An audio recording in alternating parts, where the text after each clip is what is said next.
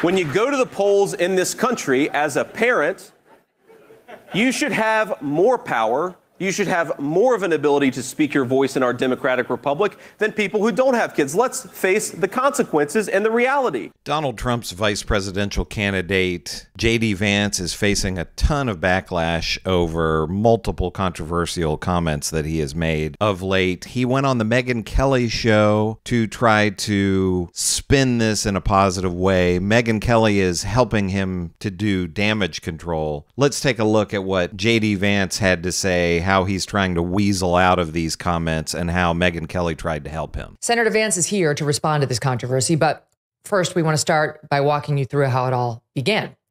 Going back now to July 2021, Mr. Vance had just launched his campaign for senator in the great state of Ohio, and he gave a speech to a conservative organization called the Intercollegiate Studies Institute.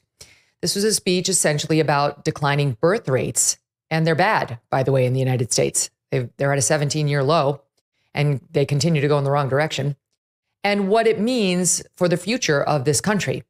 Mr. Vance talked about how he wanted to see the Republican Party as a pro-family party.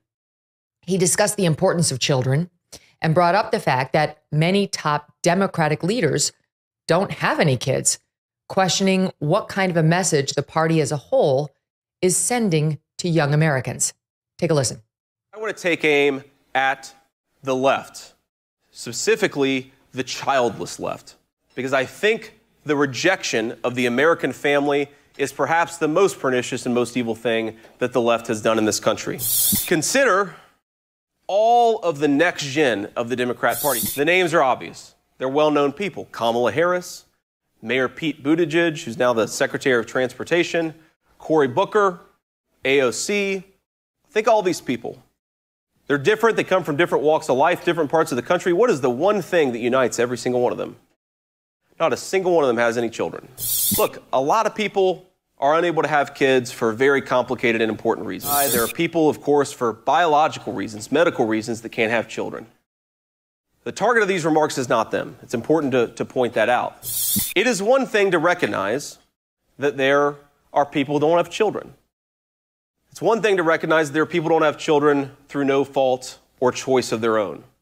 But it's something else to build a political movement invested theoretically in the future of this country when not a single one of them actually has any physical commitment to the future of this country. Kids are the ultimate way that we find healthy people, at least I think, self-meaning in life. We should treat this as a crisis in this country. And we should send the signal to the culture that we are the pro-family party and we're going to back it up with real policy. Now, Megyn Kelly or her producers or whoever were very selective in the editing there. They left out the part in the speech with the offensive things that JD Vance said that has made people so upset. So I'm going to play a different clip for you from this same speech. Let's give votes to all children in this country, but let's give control over those votes to the parents of those children.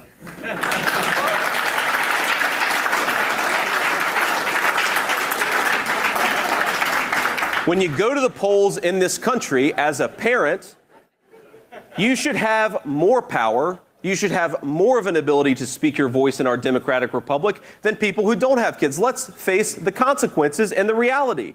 If you don't have as much of an investment in the future of this country, maybe you shouldn't get nearly the same voice. Now, people will say, and I'm sure the Atlantic and the Washington Post and all the usual suspects will criticize me about this in the coming days. Well, doesn't this mean that non-parents don't have as much of a voice as parents? Doesn't this mean that parents get a bigger say in how our democracy functions? Yes, absolutely. So he is explicitly saying there that if you are not a parent, if you're someone without children, JD Vance is saying that you don't get as much of a voice as someone who does have children or someone who has a family. That's not America. America, it's one person, one vote. No individual has more, theoretically, more right or more power than another when it comes to our right to vote. We all have the same power there. And one person's vote is not supposed to weigh more than another person's vote because they come from a certain group. One person, one vote. So JD Vance, we're going to see comments that he made on Megyn Kelly's show where he's not saying anything about this idea that people with children don't have as much say as people without children. He's going to just talk about family and all of this, which the vast majority of people are not against family, but people do not want their vote to be worth less than somebody else's for any reason. Has always recognized. But there's a deeper point here, Megyn. It's not a criticism of people who don't have children. I explicitly said in my remarks, despite the fact the media has lied about this, that this is not about criticizing people who, for various reasons, didn't have kids. Now, JD Vance is just lying there. He says this is not about criticizing people without kids. He absolutely is doing that. At least that's what he did in his past comments from 2021. So JD Vance is just lying here. This is about criticizing the Democratic Party for becoming anti-family and anti-child. We have to ask ourselves, Megyn, why do we have masking of toddlers years after the pandemic ended? Why do we have the Harris campaign coming out this very morning, Megyn, and saying that we should not have the child tax credit, which lowers tax rates for parents of young children? It's because they have become anti-family and anti-kid. And I'm proud to stand up for parents. And I hope that parents out there recognize that I'm a guy who wants to fight for you. I want to fight for your interests. I want to fight for your stake in the country. And that is what this is fundamentally about. The Democrats in the past 5-10 years, Megyn, they have become anti-family. It's built into their policy. It's built into the way they talk about parents and children. And it's time that we call that out. I don't think we should back down from it, Megyn. I think we should be honest about the problem. JD Vance can say whatever he wants. And, all this stuff about propping up the family and everything, that's all perfectly fine. That's the vast majority of Americans would see no controversy there. But where the problem lies is JD Vance is trying to pit people with families, those with kids, against people who do not have kids, and that is wrong. I'm going to play this clip one more time.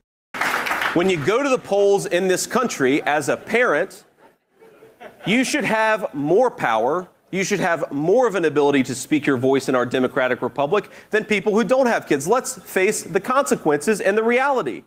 If you don't have as much of an investment in the future of this country, maybe you shouldn't get nearly the same voice. Now, people will say, and I'm sure the Atlantic and the Washington Post and all the usual suspects will criticize me about this in the coming days. Well, doesn't this mean that non-parents don't have as much of a voice as parents? Doesn't this mean that parents get a bigger say in how our democracy functions? Yes, absolutely. Doesn't that mean that non-parents have less of a say in how our country functions? Does this mean that non-parents don't have as much of a voice as parents? Doesn't this mean that parents get a bigger say in how our democracy functions? Yes, absolutely. Doesn't that mean that parents get a greater say in how our democracy functions? Yes.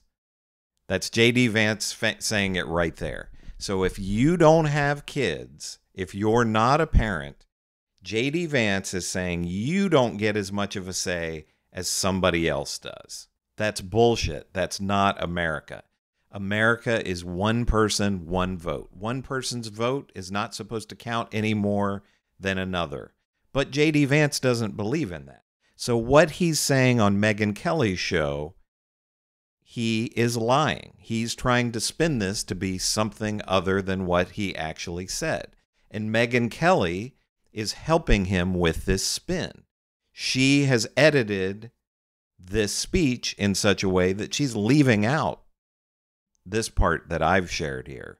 These comments that JD Vance has said, but they're out there online. That's the thing that people like JD Vance have a hard time coming to grips with.